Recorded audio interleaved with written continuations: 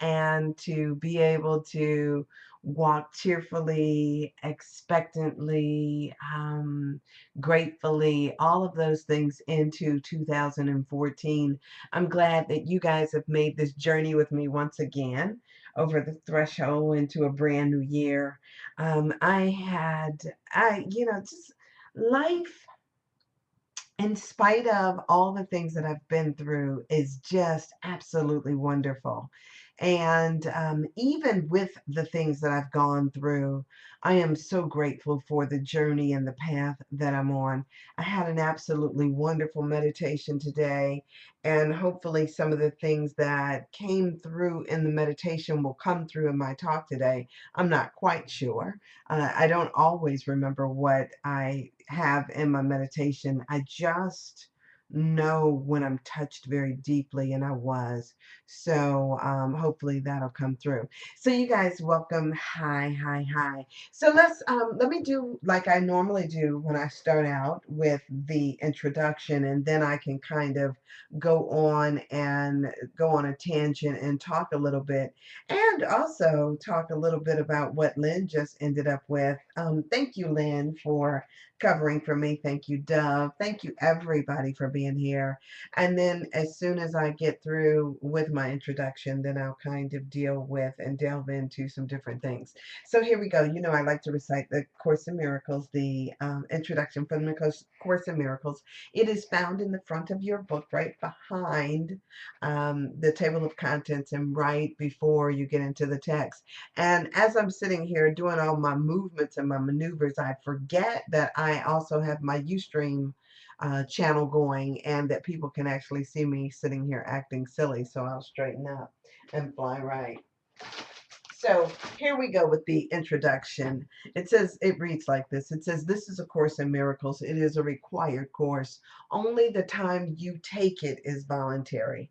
Free will does not mean that you can establish the curriculum. It means only that you can elect what you want to take at a given time. The aim of the course is not to teach the meaning of love, for that is beyond what can be taught. It does aim, however, at removing the blocks to your awareness of love's presence, which is your natural inheritance. The opposite of love is fear, but what is all encompassing can have no opposites.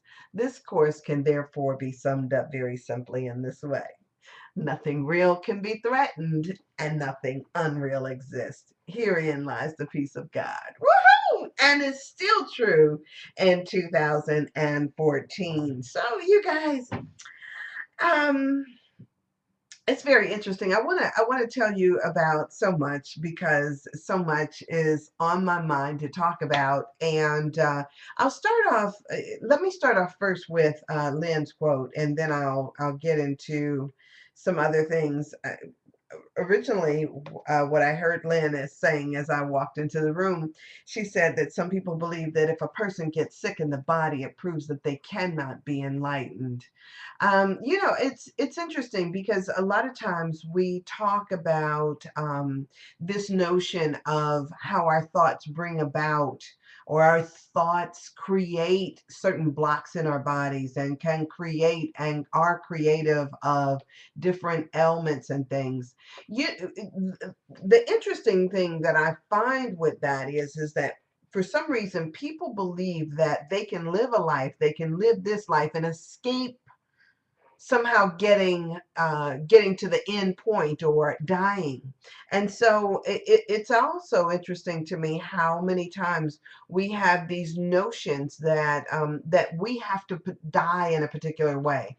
All of us, even Jesus, all of us are going to eventually die. We don't escape this life alive. I mean, that's part of the thing. When we are born, we have a date. Unbeknownst to us, we've got a date with death. And so, what would you rather? I used to think, oh man, wouldn't it be nice if we could choose the method of our own demise, the method of our own death? But the fact of the matter is that we can't. And so some of us, even the strongest among us, call forth certain things that allow us to go through a period where where we walk a path to that other side. I have been blessed and gifted to be an usher. as I would like to say, an usher for a few people as they got ready to make their transitions. And even for them and for the people who assist in that process, it can be a wonderful spiritual and uplifting process if we embrace it from that standpoint of view. What is the quote that we so love out of the Course in Miracles that says that what would we do if we knew that everything good and bad, I don't care what it is, was designed or made by one who loves us totally. And so we have this notion that that sickness, illness, whatever, dis-ease, all of these things, we have this notion that that it is inherently bad. And it could be a wonderful blessing for any and all of us who surround it. I know as I served as an usher for my dad, I know that there were times where it was extremely stressful. You know, I was able to strengthen my faith, and also look at my fears. I was able to do so much. I talked to my mother all through hers, and I learned a new level of what it meant to love, what it meant to be loved, what it is. I learned something totally different. So let me talk about that for a minute. And I've talked about this before, so I'm only going to talk about it for a few minutes. It probably was a year ago, or so. I don't know for sure, but you know, I talked about my mother when my mother was she had was diagnosed with cancer, and there was a lot that, you know, that we went through, not just the chemo and the radiation treatments and all those things. We went through a lot with my mother, and as we went through the process, I remember going into the room. We had brought her home, and she was in hospice, like my dad. And you know, we had the hospital bed and everything all set up, and I was basically taking care of her. And I remember going in the room on her more lucid days and thinking to myself, what am I going to talk to my own mother about? And as I sat next to her bed, I was able to reorder my thinking about what was important about the life I was living, about her life, about what was going on around us. And then all of a sudden, it dawned on me that what mattered was not what was going on in the news or on a soap opera, or even, you know, the day-to-day stuff of our lives, the things that we think are, you know, are stressful and all this other stuff. Those things, when you get down to, when you kind of boil it down to what's important, if I've only got a, you know, if I was acting as if, you know, this is the last 24 hours of my mother's life, what is it that matters? And I think for all of us, you know, this thing, this illness, and all these things that we get into, it kind of is like this distillation process that helps us to boil down things to their essence and to really get to what's important and what matters in our life. So it's no longer about the cars that we drive, or the degrees, or how much money we've got in the bank, or you know, all of these things that we thought were important, all the stuff we think is so important, all of a sudden it no longer matters. What matters is who we loved, who's loved us, how many lives we've touched, the legacy that we're leaving behind. Those, all that junk, we just get to reorder our priorities. And so, cancer, while it seems like a terrible diagnosis, um, can lead us to some very wonderful insights. Some of you have read that book, Tuesdays with Maury, where Maury had was going through Lou Gehrig's disease, I think, believe it was. And this teacher, one of his students, Maury was a teacher, and one of his students came every Tuesday to sit with Maury.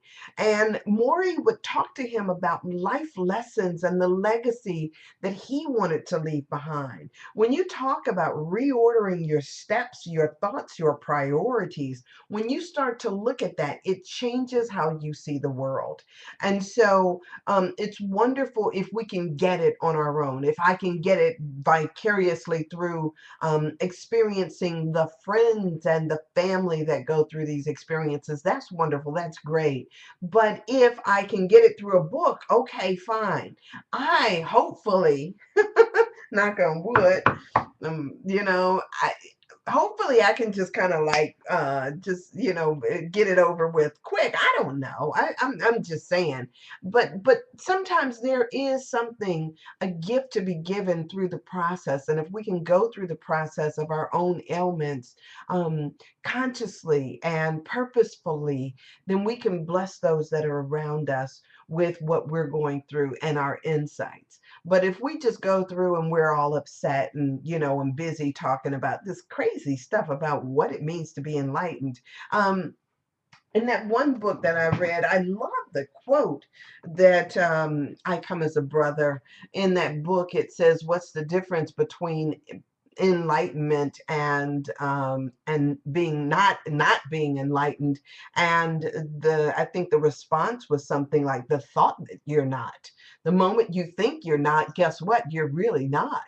But there is something about stepping into a space and owning it, owning what you do. So let me transition right there, because and not that I want to leave that topic behind, but because there is, yeah, it is a wonderful life, Roy. Um, so there's something that I wanted to talk a little bit about before I lose this thought. I was at a funeral yesterday. Funeral. My dear friend Vicky, her mother passed on Christmas Day, and yesterday they had her funeral service. And Vicky, like me, we were in college together. As a matter of fact, I don't know if Vicky, um, when I was in school, Vicky was one of the people that was on what I called, what was that board that I had? Um, we had an executive board. I was president of the Black Student Union. We had an executive board, and Vicky was one of my officers on there. And she had become a very dear friend to me then. As a matter of fact, I remember she was always very expressive. She's good at expressing herself and very studious. Her mother was a teacher, and in spite of the fact that we used to tease her all the time, she was just always being called upon to do something, because she was just so wonderful at everything she did. And it was interesting because Vicky went on, she became a teacher and worked several different jobs before becoming a teacher like her mother. I think she was trying to fight following in her mother's footsteps. But then when she went into the ministry, it was so ironic because both her and I were on the same trajectory. But she went through, and the minister at the church where she was going asked her if she would co-pastor the church. And so she has been speaking for a number of years there. Well, so, back when my mother passed, she was there. And when my father passed, she came and did something at the church. And so yesterday I was at her mother's funeral, like she's been with both my parents. And so yesterday, as she got up there, I ran into her on Sunday, actually, accidentally, actually. And when I was talking to her about all this stuff, because I knew her mother, I knew her father, both of which had passed. I was in her wedding, so I knew her sister, and I knew her family from wherever they were from. I had met, it seemed like, the majority of them at some time or other during the course of our 20, 30 year friendship. I don't know. But our lives have kind of like drastically been very different. whatever the case may be. So I was there at the funeral yesterday.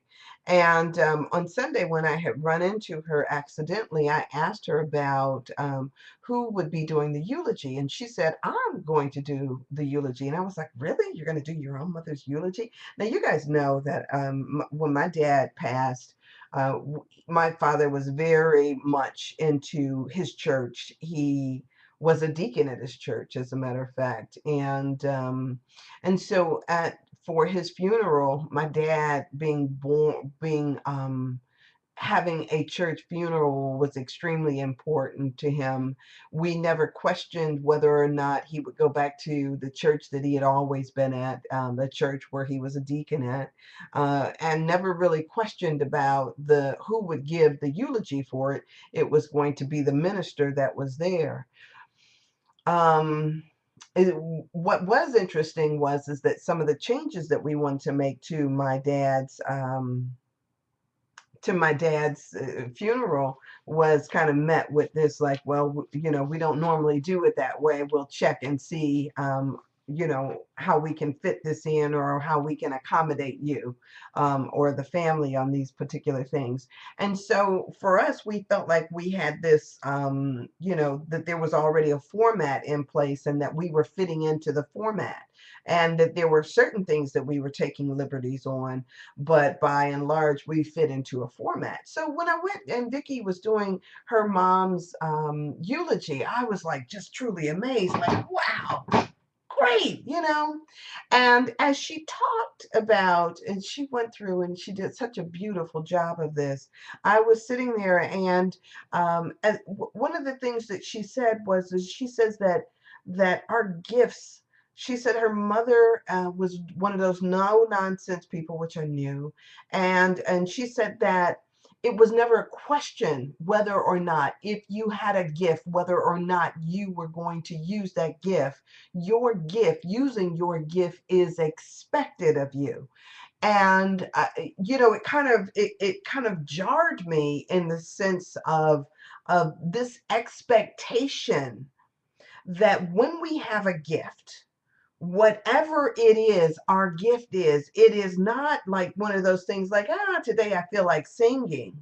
It's not a question about, and this is the power at which she brought this through. It's not a decision that we get to make. If you have the ability to do it, and you guys know I'm always saying that if it is before you, it is for you. I firmly believe that. But if you have the ability to do something, not doing it is almost like this thing, our notion, what we call here, this notion about sin, where we miss the mark, where we're not stepping into the fullness of what's possible for us. And so often, we get in our own way about doing the things that we know we ought to do, because it somehow we can sidestep it, we can get around it, we can bypass it. We cannot do that thing which we know we're supposed to do. So whether or not it is me that gets up and knows that there is some message that I need to give to folks, based on what my father has gone through, based on the legacy and the life that he led. Yeah, I wrote the obituary. I did that whole thing, and I got a chance to share some what I thought were important points about my father's life. But that I did not get up and speak was something that kind of revisited me as I listened yesterday to Vicki talk about what was expected of her life. You guys, we all have an expectation placed upon our life based on the gifts that we were given. And when we sit there and we think we take on this victim role, which we do so often. We hear in AC, well, we're not in ACM, gather, in Awakening Together, we go through this thing and we say we're not a victim of the world we see, but we are victims of our own thinking when we play smaller than what is possible for us in the moment. It makes no sense that we walk around and we bite our tongues and we don't say the very thing that we need to say, out of this idea of some kind of sanctimonious spiritual self. What we're here to do is bring forth the truth that we know. We're not here to just kind of placate to people and say, oh, make all nicey nicey. That is not what we're here to do. If you have the insight, if you have foresight, if you have clear vision, if you've got something within you that needs to come out, it's up to you to bring it out. This idea that somehow, you know what, sickness and illness is only about this thing about enlightenment or non-enlightenment. What about the blessing that it has for you, for me, for the world? If we could step back from our being our own victims, being this victim in our mind, and say, this is what cancer has shown me, or this is what Lou Gehrig's disease has shown me. This is what my life's lessons have shown me. If we can get to that point where we can then see that, then we can we can bless, not kind of, we can bless all those around us. You guys, 2014, we've got to start doing something new. I don't know about you, but I know for me, I'm sitting here and I'm thinking to myself, like, man, I've got a calling on my life that is bigger than the space that I'm allowing myself to be in. And if I want to make room for my gifts, I need to step outside of that. We all have to step outside of that. And so if, you know, if it means that we have to then begin to stretch beyond what we've known, look, if some of this stuff no longer fits you, if it doesn't fit you, then start doing something new. So it becomes this thing, yes, of us looking and saying, you know, I'm here to do something better and something beyond. Okay, so yeah, I love that quote from Marianne Williamson out of A Return to Love. And I just had it put on the board. And so for the folks who are maybe viewing me over Ustream or viewing this later, let me share with you. Baby Cheese, what do I not know your real name? Do I know your real name? Please tell me if I don't. Okay, so here we go. I'm going to read this because it's such a wonderful quote out of that book. It says, our deepest fear is not that we are inadequate. Our deepest fear is that we are powerful beyond measure. It is our light, not our darkness, that most frightens us. We ask ourselves, who am I to be brilliant, gorgeous, talented, fabulous? Actually, who are you not to be? You are a child of God. Your playing small does not serve the world. There's nothing enlightened about shrinking so that other people won't feel insecure around you. We are all meant to shine as children do. We were born to make manifest the glory of God that is within us. It is not just in some of us, it is in everyone. And as we let our own light shine, we unconsciously give others permission to do the same. As we are liberated from our own fear, our presence automatically liberates others. That's by Marianne Williamson, and Ron put it on the board for me. And I absolutely love that quote. And as a matter of fact, that's probably why Nelson Mandela was accredited with sharing that quote for so many years, because it is such a powerful statement about who we are and why we're here. And a lot of times what we do, what each and every one of us do is that we kind of sidestep. You know, we kind of like get out of the, out of the flow of the possibilities for our lives. And I know you guys, I'm talking to myself just like I'm talking to you, because I know for me, I was, when after my dad's funeral, I was telling people, I was like, we don't get to do do-overs. You know, this is not dress rehearsal. We're not just kind of like, here just to kind of like, we're practicing today. We don't get second chances all the time. And unless we step up to the plate when we have the ability to do it, we're cheating not only ourselves, but the people that are around us to see that. Okay, so wait a minute. All right, so I got some advertisement that is blasting in my ear. And okay, so I think that's over. Let me see how I can end this, because I can't I can't hear myself talk. Give me 1 second, you guys. Okay. Okay. I'm kind of confused here. All right, so I have on a headset. I don't know if you guys know this. I use a headset while I'm doing this particular talk. And so I've got something blasting in my ear so that it's making me difficult and making it difficult for me to talk for at the moment. And I don't know how long this lasts. I don't know. And I don't know if you guys can hear it. It's kind of bizarre to me. Okay, so um, give me 1 second. I am just trying to figure this out.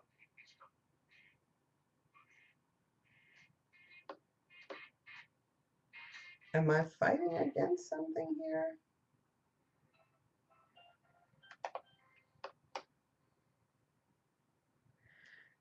Okay, maybe it's quieted down. Can anybody hear me? Can I be heard?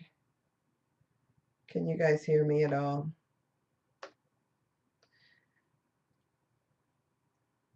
All right, so let's see. This is not working. I am not working here. Am I frozen?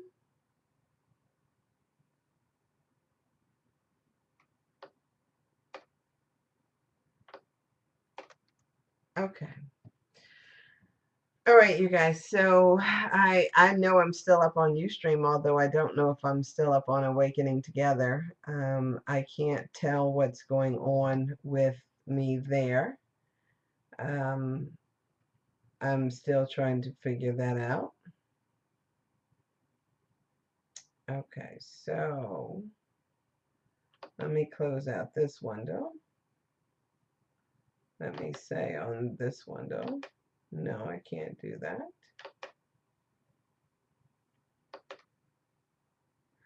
Okay, so I'm not quite sure what's going on.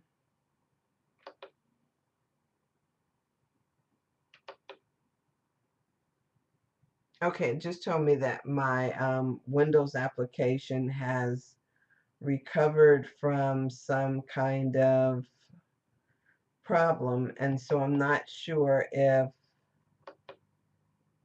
I'm even on air on this other computer or not. So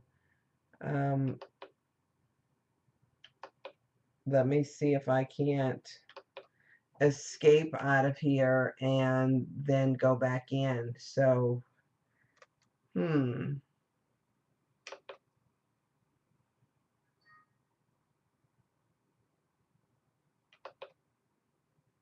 so let's see.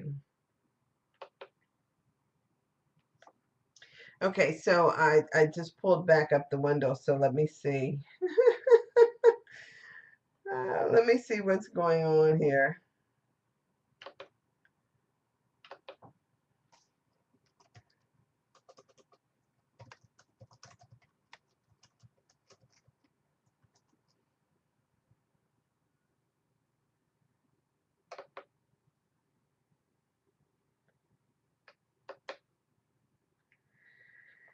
Hello, can anybody hear me? I'm not sure what just happened. Can anybody hear me? Okay, thank you. I'm not sure what just happened. Did you guys hear me talking through all that? Did you guys hear me talking through all that stuff that I was going through? You did? Oh my God. I mean, my computer was just frozen over here. And I couldn't figure out what was going on. Oh, crazy. So it was just all in my mind. That's so hilarious. Okay, it may be on PM. I, I don't know what that means. So, I don't, what does PM mean? Is that private message or something? Oh, okay. I don't know. You know what? I did have the private message still open that I had with Dove. And so all of a sudden, when all that noise started coming in my ears, I was like, I can't even think anymore. I couldn't see my way clear out of that. I was just like going nuts over here. So, well, thank you guys for being there. Okay, so I don't even know where I was now. Okay, so let me see if I can't go off on another tangent here. So, because I have no clue what I was talking about when that stuff started all over and going crazy there. So, okay, so I know that I was talking about this requirement for us to be about the business, and then I read the quote from Ron. Thank you, Ron, for that Merriam Williamson quote. And you know, it's amazing to me as I sit here today. I think about all of the lessons that come to me. And lessons not just about Course in Miracle stuff, because yeah, Course in Miracle stuff is life stuff. It's not spiritual stuff and relationship stuff and work stuff and all of this stuff. It is life stuff. All of it fits together, all of it works together. And the problem is that a lot of times we try to compartmentalize our lives, thinking that our health life is not about our spiritual life, is not about our family life, or about our work life. All of it is interconnected. It's locked together, inextricably so. And so when we start to see that it is all about living and the lessons that we need to do to learn, then we see that all of this stuff, as it connects together, it means that we need to start looking at it from a more holistic standpoint of view. So if I am dealing with some kind of ailment, yes, it's a spiritual issue. Yes, it is a lesson that we can use to enlighten ourselves and other folks around us. When I deal with my relationship stuff, I know my relationship stuff. I think sometimes to myself, you want to say, oh gosh, I'm feeling anger or something or whatever it is. The Course tells me I'm never upset for the reasons why I think I am.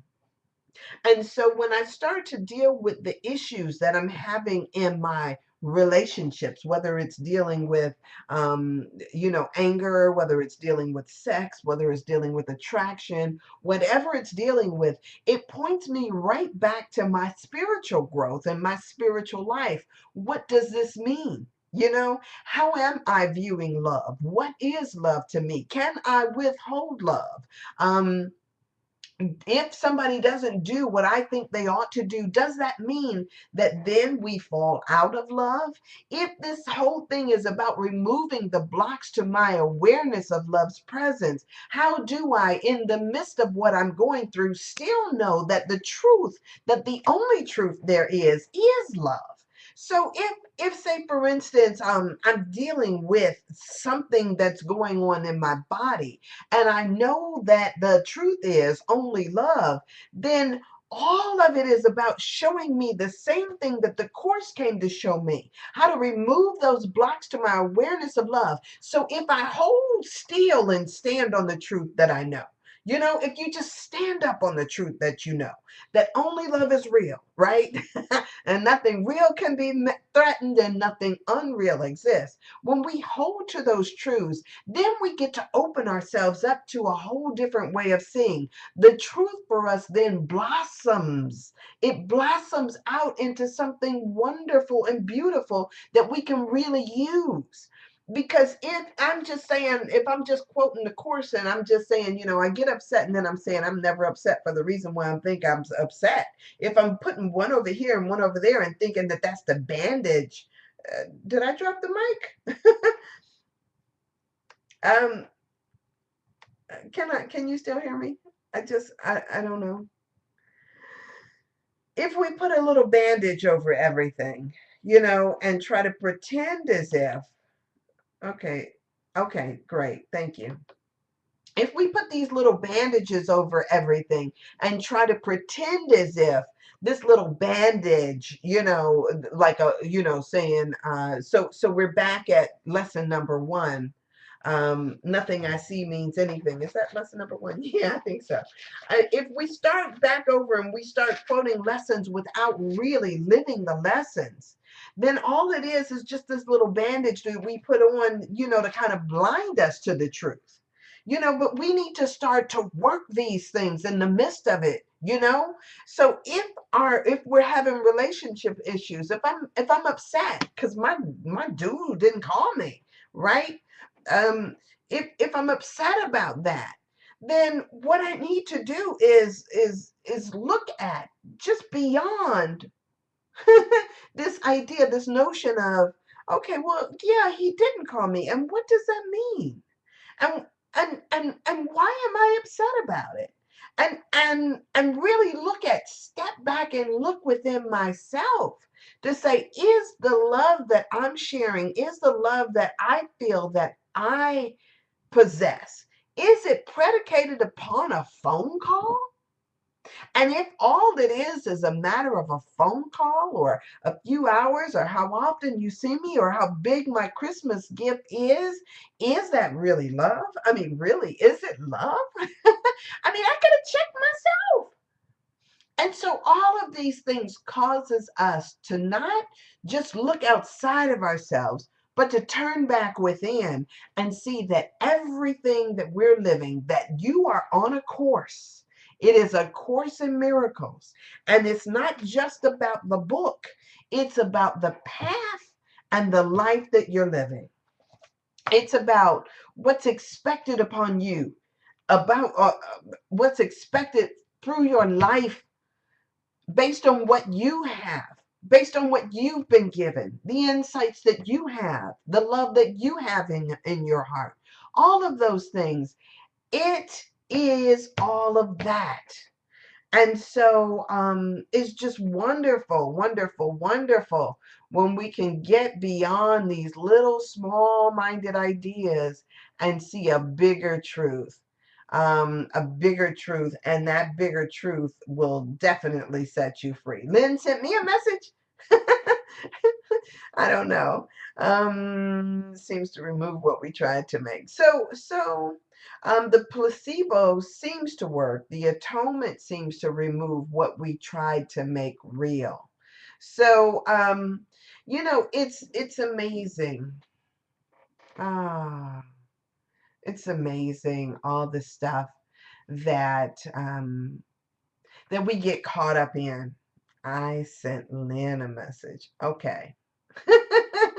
Okay, so Lynn, Dove sent you a message. So there, thank you. So all of this stuff is just about us waking up to our own truth, the truth that is within you. So you guys, and I'll say to you that a lot of times what we try to do is so many of us, I'll say it like this. So many of us as little kids were given a coloring book. We had a coloring book and we had a set of crayons. We had a set of crayons that may have contained 24 crayons. And for some people, they've learned how to color with a box of 64 crayons. And then still others are using that box of 64 crayons, but they're still coloring in the coloring book. You guys know that you don't have to color in the coloring book. You don't have to stay in the lines. As a matter of fact, you can make your own patterns. You can make your own pictures. You can start to begin to color in things, in stuff that you never dreamed possible, right? And so, yeah, some of us only had 12 crayons and some of us only had 12 thick crayons.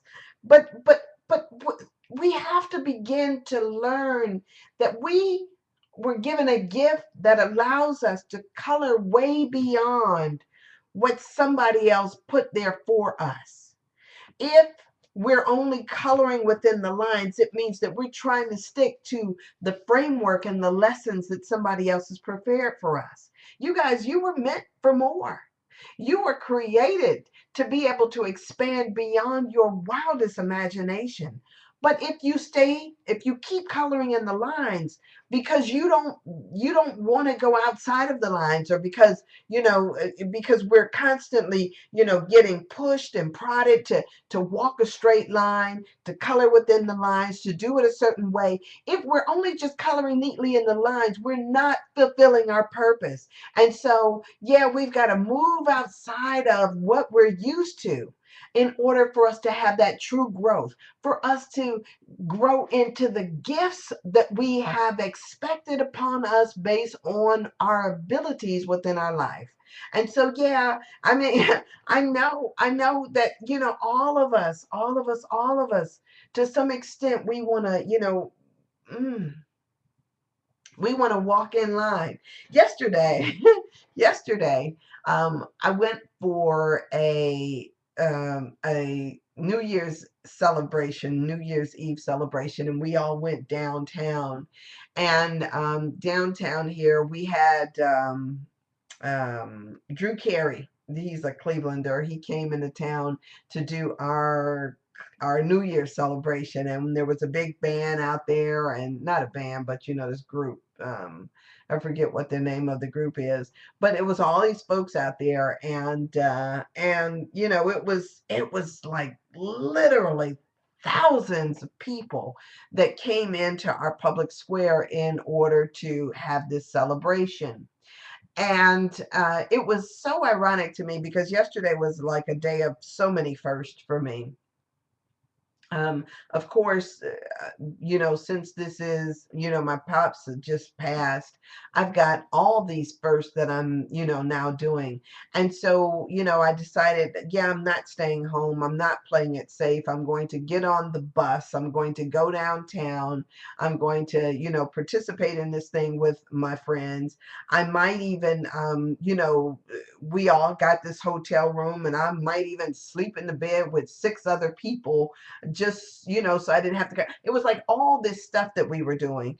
And so, yeah, yesterday I ran for the bus. I go downtown. There's all these thousands upon thousands of people. And there were people, of course, that were, it was New Year's. So there were people that were sloppy drunk. There were people that, in spite of us being in the midst of a snowstorm, I mean, it was just constantly snowing out there. There were people out there that were walking around with no clothes on, or with scantily clad, or whatever it was. And I didn't have any judgments about it. It was more so that I was like looking at it, like thinking up to myself, like, yeah, let's color outside of the lines. Yes, he's the game show moderator. Drew Carey. Yeah, he's from Cleveland. And so I'm down there with all these people, and at a certain point, we like on the rescue mission that they have going on, we all linked arms together. The people that I was with, we all linked arms together because there was so many people running and rushing and doing all these different things. We didn't want to get separated, and but at the same time, it was all these, in the midst of this ocean of people, there was this wonderful, wonderful, how do I want to say, resonance that was taking place, because all of us were there with the same thought in mind, that we were bringing in the new year, that we were celebrating something wonderful. We were focused on the folks that were up on the stage. And so we were dancing. We were wishing each other a happy new year. We were hugging and kissing people that we'd never seen before. The snow was falling. It was peace on earth, and it was just a wonderful experience. And there were those that you saw that was among them that have that couldn't, they were busy worried about who was stepping on their shoes, or what their guy was doing, or some folks were too drunk and who pushed them or who bumped into them in a crowd like that. But by and large, it was just like this wonderful experience of everybody coming together, focused in on the same goal. It was this critical mass that we get into, that we got into in that moment. You guys, all of us, we have that ability at every instance of every day to connect with our brothers on that same level, to experience the same kind of love, to get on the same page for the same good, to acknowledge and celebrate our gifts, to acknowledge and celebrate that we are all here for a reason, that God has a purpose and a plan for our lives, and that when we just kind of like just let go and walk in that purpose, something wonderful happens. Yeah, the course tells us that we don't need to plan, we don't need to make our own plans, that God, He's using us at every moment. And so if we could just get in alignment with what it means to love, to be loved, and to recognize that love is the only reality. If we could just get into alignment, you guys, it would be that moment every single day, that whole feeling that no matter who it is, where it is, I'm wishing you the very best right here and right now. It was interesting because, as we turned around, um, uh, as we turned around and we were saying, Happy New Year's and hugging total strangers, it was just like one of those things where it was like, okay, so for today, I recognize that you are my brother and that I'm yours, and that all is well in the world. I recognize love. I recognize that you are created in love. And I recognize all those things, just like we just read in the whole thing. If I just like let myself be, if I let myself be who I'm meant to be, then it's like my doing that for me gives you permission to do it for you too. So I know I started out with the whole thing that Lynn talked about the dis-ease and enlightenment, and Vicky and her mother and what's expected, us using our gifts, our wonderful gifts, and then to come and turn around and talk about this coloring inside the lines, and Ron, thank you. Yeah. Yeah, color outside the lines. Yeah. As a matter of fact, throw the damn coloring book away and just know that this thing that is God is trying to live through you. And so if you just allow that to be, then something wonderful truly does happen. I'm so glad. I'm so glad we're here. I'm so glad for 2014. I'm so glad for Awakening Together, for each and every one of you, and that whatever it is, everything. Oh, you know what? I kind of want to play a song, but I don't have time to play a song. But what it reminds me of is that what is her name? Rivera. The gifts the storms may bring. There's a deeper sense within. That all these things, the storm, I know that the storm is growing me. And so, yeah, you can't color outside the lines of God, outside of God's lines. However, what it is that what we're trying to do is color inside the lines that man created in them doggone coloring books. And so many people are not stepping outside of those lines. God has got a bigger plan for each of us. And if we could just step into that bigger plan, that bigger thing, then we will be living and doing what it is we're meant to do. So, you guys, I'm just so glad. I'm so glad that you're here. I'm here and that all is well. So, yes. So, I'm wishing you a wonderful, prosperous, healthy, blessed 2014. I am going to be over the next week working on my website, working on my Ustream channel, working on my YouTube stuff. I'm going to be working on all that. So as Dove posted up when I first came on, it's still sandrasaidit.com. I haven't done anything on there in a minute, but it's still up, and it got links on there, has links on there, all that stuff. And Twitter, I'm at San Bishop, SANBISHOP. Facebook, I'm Sandra D. Bishop, or you can also like my page, Sandra Thrives, which is on Facebook, and I've got some other stuff coming up. So you guys stay tuned. This I have recorded, so it will be up on Ustream. I don't know how many. Yeah, it'll be up on Ustream for today, and into whatever if you choose to see it again. So anyway, blessings upon all of you. I love you, and yeah, Cleveland does rock. I love you too, Lynn. Thanks, everybody, and I will see you next week. All right, I'm dropping the mic. All right, so here we go. All right, so you guys, she typed on the board Cleveland Rocks, and it truly does. And okay, so here we go. I'm going to stop this record.